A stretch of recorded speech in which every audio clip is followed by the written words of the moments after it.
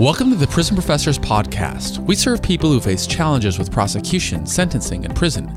My co-founders are Sean Hopwood and Justin Paperny. My name is Michael Santos. We create digital content and our team offers individual consulting services. We also assist agencies that want to improve outcomes. To learn how we can help you, text the word Prison Pro to 44222. Again, text Prison Pro to 44222 and get our free brochure. You can also visit us at prisonprofessors.com or contact Justin at 818-424-2220. Please subscribe to our podcast on iTunes. Send confirmation that you reviewed our podcast and we'll send you a free digital book. Stay tuned for a 20 to 30-minute episode of Prison Professors.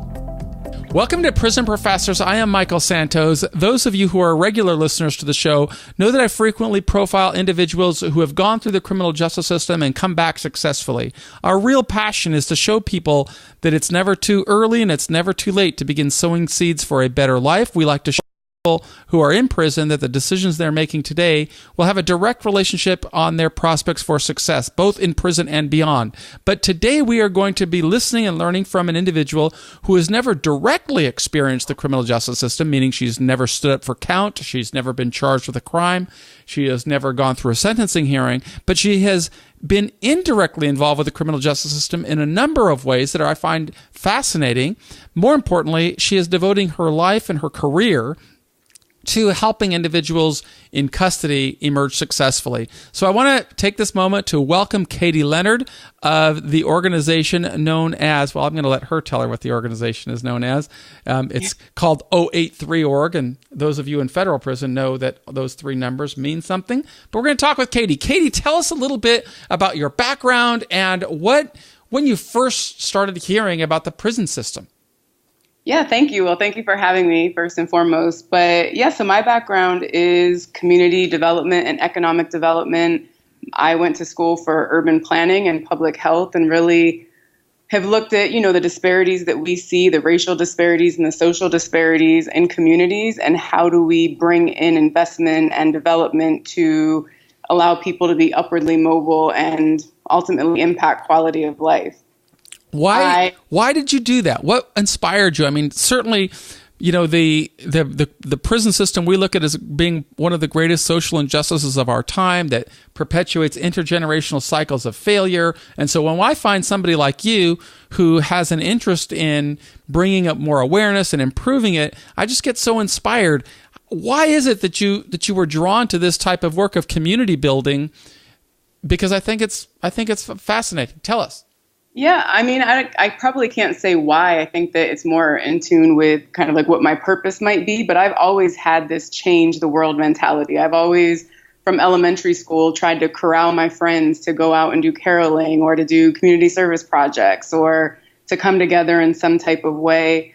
I grew up in New Jersey outside of Philadelphia in Burlington County, and I ended up watching this documentary about America's most impoverished community, and ended up being Camden, and just kind of seeing the need there and seeing that I grew up in, a middle income family and in a great community, but right next door were people that, a little kid had never had an opportunity to have breakfast, lunch, and dinner. So when he went to kindergarten, his name was Ivan in the show, he didn't know what those three meals were every day. And I really watched that and was compelled and saying, I can make a change and I can help people like Ivan to not be a part of this system that further perpetuates poverty, like you said, or, gets people so embedded in this cycle of lack and, lack of opportunity that they never have an opportunity to thrive or be successful.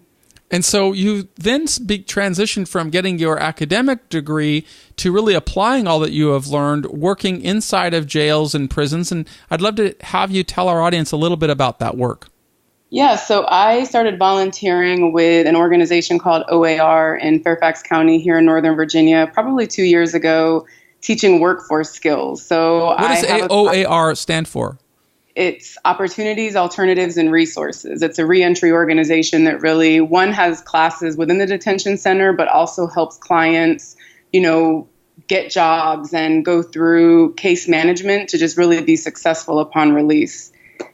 In teaching workforce skills, I have a class typically from 8 to 20 guys, and, I'm supposed to teach them the skills about how do you behave when you get a job, how do you interview, how do you look for a job. But I really just started seeing that everything that I was teaching them and telling them, a lot of them would never have an opportunity to even get their foot in the door to use them. And so I really just started challenging myself to think about how I could make a bigger impact or how I could better help them be successful in their reentry journey. And that really led me to where I am today with 083. Tell me a little bit about how receptive the people who are in custody, how receptive are they to the message that you are delivering about, it's time to start preparing right now? What are they saying to you when you're trying to share that message? Yeah, I really break it up. I probably have three groups of people. So I have a third of my guys that come through are just there to get out of the cell block, right? They're hearing something different. They're not sitting in with the other guys every single hour of the day. So they're kind of just there to be there. I have a third of the guys who kind of think that I'm there to provide more, like I owe them something. And they're kind of a little bit hungry, but sometimes have like this chip on their shoulder. But a solid third of my guys that I have, they're so hungry to do better, and they're so hungry to change, and are, eating up anything I'm saying. And I try to give resources like LinkedIn and different podcast opportunities so that when they get out, they can surround themselves or create an environment where they can really absorb a lot of this information. So those are the three groups that I see. And I mean, it just varies and it just depends. We have a curriculum that we're supposed to go by that's evidence-based, but I really try to make it very comprehensive and give my real world experience. So in interviewing, I tell them what I look for, what really puts me off in an interview, or when, giving my journeys or my struggles. I really try to share that and be as authentic as I can, because some of them have never even had the exposure of hearing somebody talk about some of these things. So I think I learn more from them, I always say, than they learn from me. But I'm hoping, in every interaction that I have with the guys that come through my class, that I can make a difference with what I'm saying or giving to them. I'm sure you absolutely make a difference. And I am hopeful that you mentioned that they have access to podcasts. Are they able to listen to podcasts while they're in custody?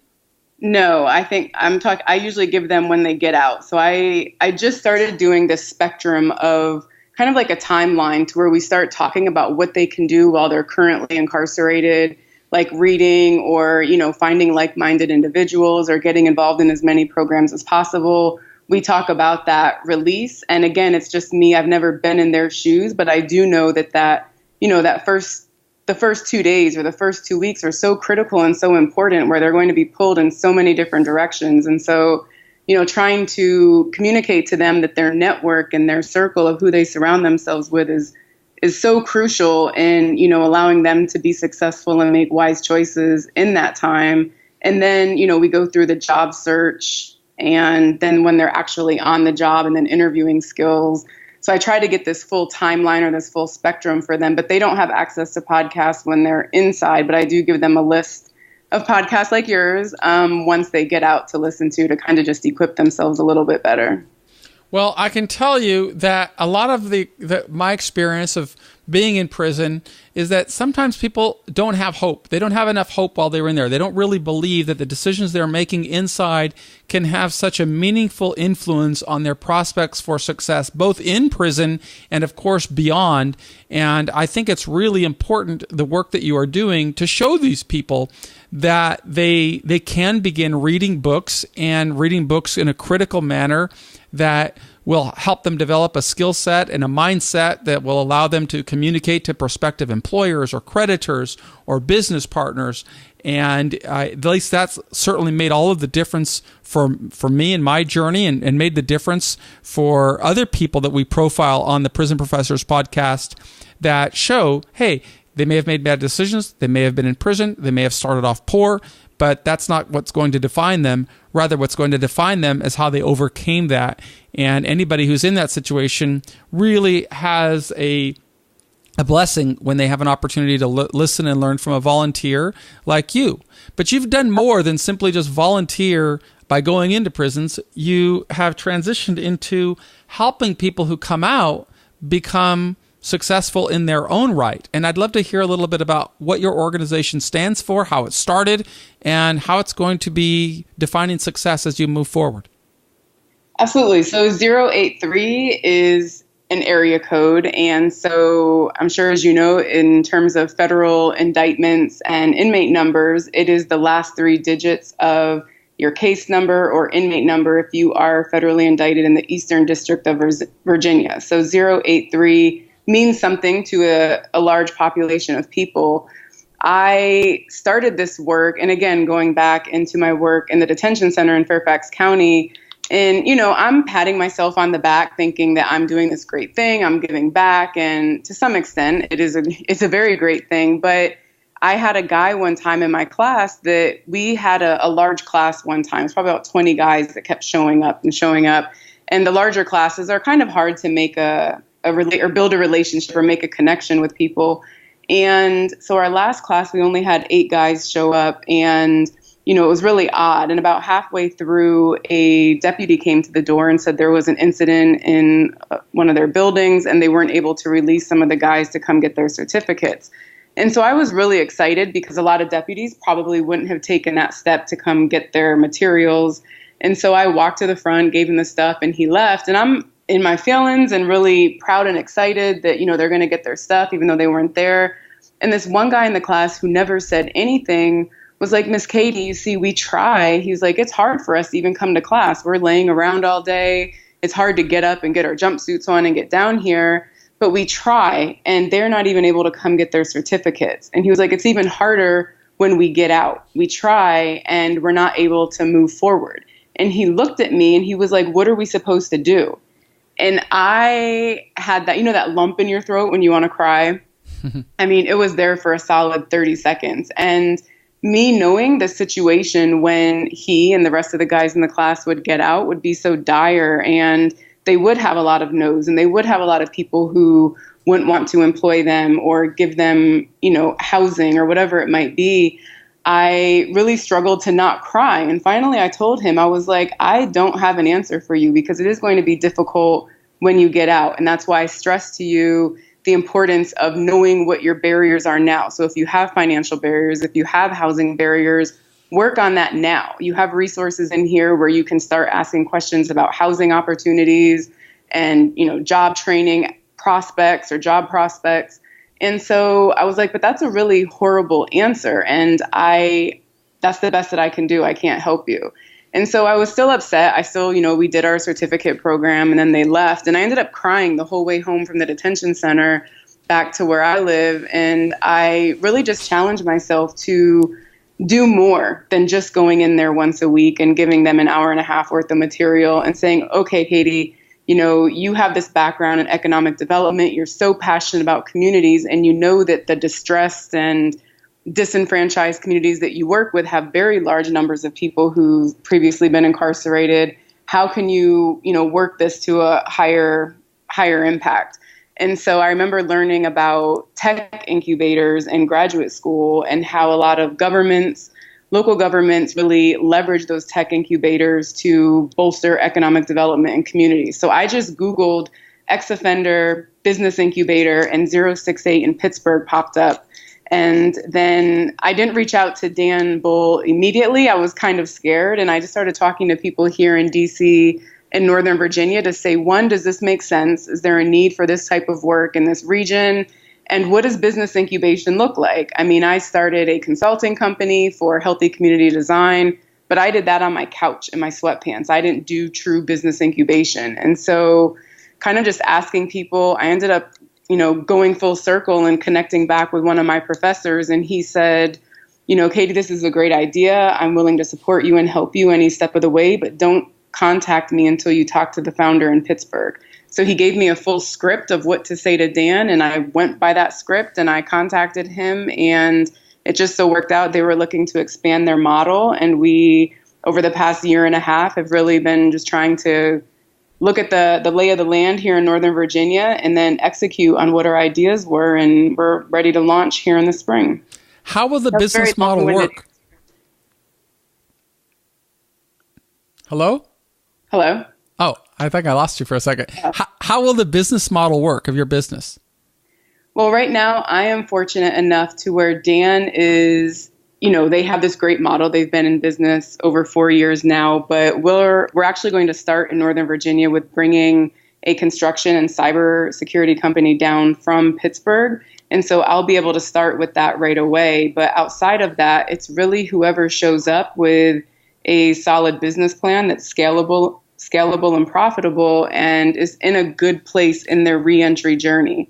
A lot of times, I have a lot of guys in my class who say they're going to get out and start a business right away, or, they're so focused on the job. And I just started asking them in the class, like, did you have a job when you were arrested? And, when you went through this process, and a lot of them will raise their hand, and I tell them the job is important. Don't get me wrong. I'm never going to discredit income and, the opportunity that is afforded to you based on that income, but don't think that the job is the answer, starting the business is the answer. Don't put all of your eggs in that basket, because if something goes wrong, or if your housing isn't in order, or if you have some relationships that are impacting you in a negative way, all of those things factor into how well you can thrive each and every day. And so the job isn't the only thing that you should be focused on.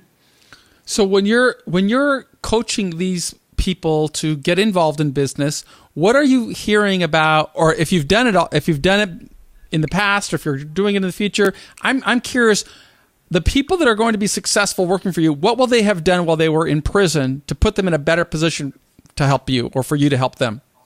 I think we touched on it a little bit before, the mindset. I mean, the mindset is so important, and I want the most qualified people. I, for myself, have very high expectations and very high standards, and I expect that of the people who are in my circle. I want people who, are on their grind and on their hustle and aren't afraid to hear those no's and kind of take rejection and keep it moving. But the mindset is so critical, and if you can have that understanding that these are startups, it's not all rainbows and butterflies, it's hard work, and there's rejection, there are ups, there are downs. And if you don't have the mentality to be able to roll with that and to function with that, that's going to put you at a disadvantage. And so I want the people who really worked on themselves, who are at a place where they can really acknowledge what their history is and talk about what they've learned from their, criminal history and how that's impacting them today. I mean, just really be as whole as possible, so that way we can all come together, we can all be successful in business, and then create revenue and profits that we can put other people on and do the same thing repetitively to best build our community. Can you tell us a little bit about somebody who has prepared himself well and can document his journey in prison, of how the different ways that he's shifted his mindset, he's developed a skill set, he may have even developed a network of mentors and some business ideas, and he comes and approaches you and says that he wants to become a part of this new business incubator. What could he expect? What type of support would he expect from your incubator? Absolutely. So I'm really working right now to create a network of people that can best help individuals in business. So women and men who come through the door to say, to meet them where they are, and the network that I can expose them to have individuals at the table that are saying, I want to see this person be successful in business. I want to help with their business planning, but I also want to expose them to the people that I know and the people that I see out there who can, help them. And so I think when people, what they can expect from us is that environment of opportunity, that environment that, says, we understand that you might have a criminal history, but we also understand that you have a skill set and talents and abilities that may far outweigh a lot of other people out there. And for you just to be able to walk through this door and take the first step says a lot about your character. We also have a case manager on staff that's there to help with issues like the probation issues or the child support issues, the banking issues, because we understand that if we have this whole population of people that, were formerly incarcerated or have other barriers to employment, there's an extra layer of needs there that they would need, to really be successful. And so layering that to have their individual needs met, and then also for the entrepreneurs have this network or these people that they otherwise never would have been exposed to, if they have the grit and the determination and they've done the work and, they can see the big picture and see the vision, that's where we can together and collectively be successful. So this is a very popular model in Silicon Valley. Out here in California, where I live, there are many incubators for organizations that don't have anything to do with the criminal justice system. It sounds like you're modeling that system, and it's a very noble aspect. But if I'm an entrepreneur and I'm coming out of prison, certainly the mentors and the networking and the relationships are going to be incredibly valuable, but I may need some startup capital. Does this incubator provide access to that type of startup capital in exchange for equity? Is that something that an entrepreneur who's coming out of prison can start pitching on and saying, look, I need this much capital to get started, and in exchange for that capital, I'm prepared to deliver this a level of equity, or perhaps sign a note with this level of debt? How does the economics of your business model work?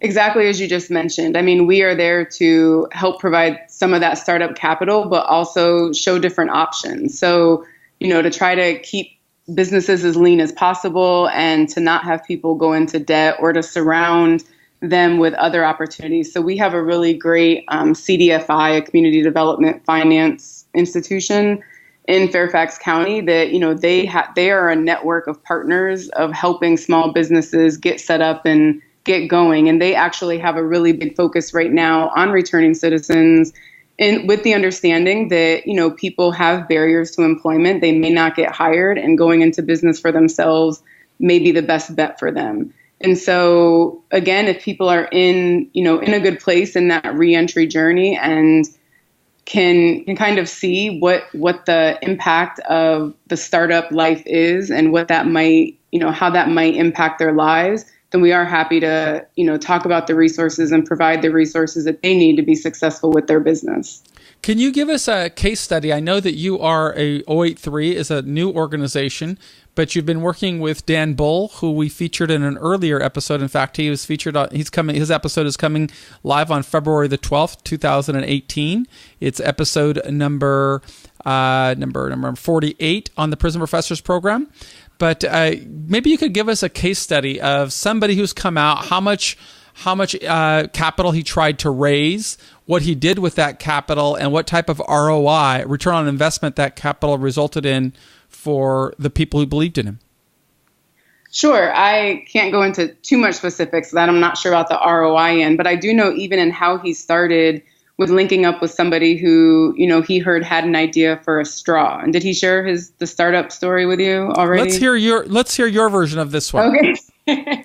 So, in getting connected with this guy who had an idea for a straw, and the guy, sat Dan down and demonstrated it by boiling a pot of water and drinking that straw, and then drinking the water. And then based on pure thermodynamics of that straw with a bend and a pinch in a straw, that straw cooled the boiling liquid to room temperature. And it also has the capabilities of warming up liquids to room temperature.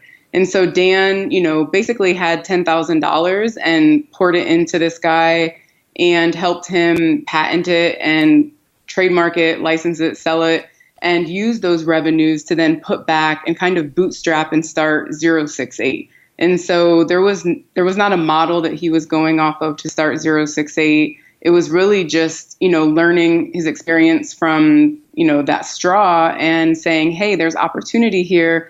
We have people who have these amazing abilities that maybe have been using them illegally or using them in the wrong way. What if they had a platform? What if they had an environment to do this in a very meaningful, high impact way in the community? And so, again, the profits off of that were what were used to then spur and develop other businesses.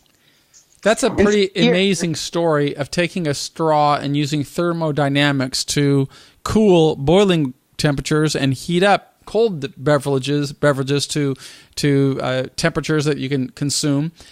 How about that sounds like a pretty scientific guy. How about somebody who comes out of prison that really wants to pick up a hammer or a saw or a drill and use his skills as a tradesman to launch a small career? Have you heard of any types of businesses that are in the construction trades or janitorial trades or landscaping trades or areas that are other than scientific? Yeah, so they have Work Pittsburgh in Pittsburgh. It's a construction company, a general contracting company, and we're actually bringing that to Northern Virginia. So we will be Work Nova here. And that's really one of the areas that, men in particular can thrive. And I always talk about women are kind of at a disadvantage when it comes to the trades because socially we are not pushed into the trades. And so men typically have that background of construction, plumbing, HVAC, whatever it might be, and are more accepted in those areas. They don't have to deal with the daycare or the childcare in some instances. But yeah, so they, in Pittsburgh have really leveraged that talent and that ability of men and women in Pittsburgh to start a construction company and go out there and do really great projects. They've done, new homes, new residential, restaurant fit outs. I mean, you name it, just operating as a really great construction company in the city that is run by formerly incarcerated people, but then employs formerly incarcerated people.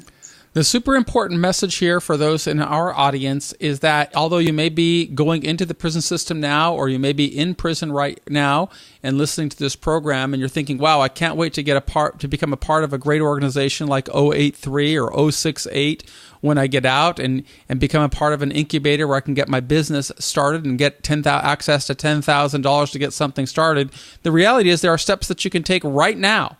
And those steps will include, picking up a book and maybe writing a book report so that you can learn how to communicate ideas well. Because that, in order to communicate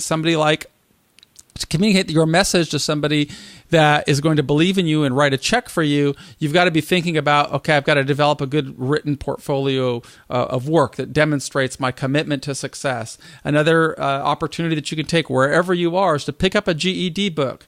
Learn math is to the highest level of your ability, because although you might be able to do simple arithmetic and subtraction, if you can do algebraic equations and projections and things of that, you make a stronger case in raising capital from the people that these incubators might bring to the table for you. So you've got to be preparing your sales pitch. You've got to be preparing your elevator pitch so that you can make an effective case, and you can start doing that even while you're in jail or in prison, all just by developing English skills and math skills.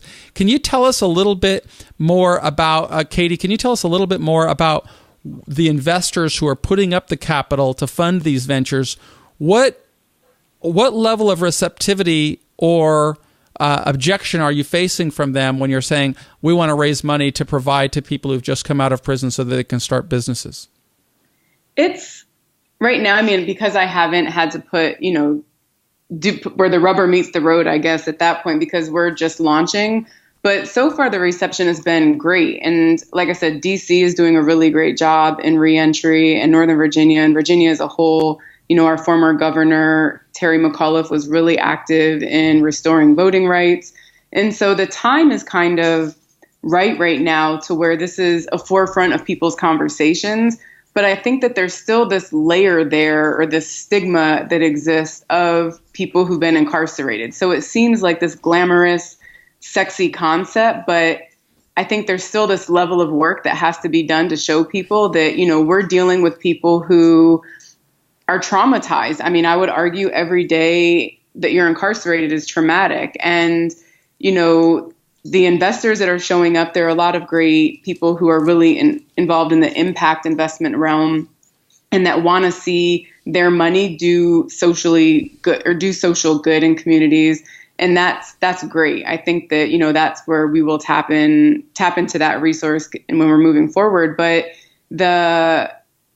it's just really important to have real conversations with both our entrepreneurs, with our staff, as well as those investors, to say, this isn't going to be perfect from the gate. And this is something that we are going to have to work on it. We have to commit to best serving this population as best we can. And on the flip side of that, saying that this isn't charity. This is, investing in opportunities of, again, well-qualified people that have great skills and great talents. And so we don't want your charity. We want your investment that you feel that you're putting into this company that's not only helping the company, not only bringing a valuable good into the marketplace, but that's also creating that social value and that social impact. And so like I said, the opportunity is there. I think there are really great people who are lined up and ready to help. But I think that we need to do a great service to the people and the population that we're serving, to have those real conversations and to talk about, what does this really mean for reentry? What does this really mean for community investment? What does this really mean for economic development? And then use that to bolster this, cycle of empowerment and opportunity. And those of us who served time in prison or who are trying to raise capital have to realize that we can't expect anybody to work harder for our success than we are willing to work ourselves. So we have a duty and a responsibility to make it easier for people like Katie and Dan Bull to help us generate capital and create jobs. I think it's a truism that when you come back to society, you've got to anticipate rejection and struggle in the job market, which is all the more reason to be preparing yourself and developing entrepreneurial skills so that you can create your own job and hopefully create jobs for other people who have served time in prison. That is the way that we fight a great social injustice, is not through handouts, but rather by becoming self-sufficient, resilient, and taking advantage of opportunities that are available to all of us. So we've come to the end of this Prison Professors podcast. I'm going to give the last word to Katie, asking you if you have any words of wisdom or guidance that you might offer to people who are listening to our program in jails today. Yeah, thank you. I think that, what I tell a lot of the guys that I talk to every week is, what do people get when they get you? When you show up through that door, when you come into that interview, when you come to the job on that first day, what are you bringing? So in the business realm, we're looking at value creation and what value can we add, to our communities, to the market, whatever that might be. But when you walk in, what do I get? Whether that's your educational background, whether that's your ambition, whether that's, like I said, your grit and your drive, what are you providing? What are you, what are you bringing to the table? And at some point, you just have to draw that hard line to say, what, I am here to do a great thing in this world. I am here to give back. I have to use what I have to best serve others, and to draw that line and say, what, today's the day. I can read, I can journal, I can write, I can share my journey, I can inspire others and encourage others to best give back in that meaningful way. Because although we all have, hurdles that we've gone through or had to go over, or barriers that we've had to push through, we owe it to everybody else out here to, give our best and to put that out into the world. And regardless of what your journey is, it's not too late to surround yourself and immerse yourself to do really great things in this world. It's never too early and it's never too late to begin sowing seeds for success. That's what you have heard from everybody we've profiled on Prison Professors. They began making good decisions while they were in prison, and those decisions resulted in them transitioning into society successfully. Not living on the margins, but really coming back strong, and that's what we want for every listener of the Prison Professors podcast. So we hope that you will visit prisonprofessors.com to get more information. And if you'd like personal information on how we can help you, please text the word Prison Pro to 44222. That's text Prison Pro to 44222, and you will get some information on the different ways that we help. On behalf of my two partners, Sean Hopwood and Justin Paperny, thank you for listening to prisonprofessors.com, and we'll be back tomorrow with another inspiring guest. And thank you, Katie, for sharing your story and for the work you're doing with 083. Bye-bye. Thank you.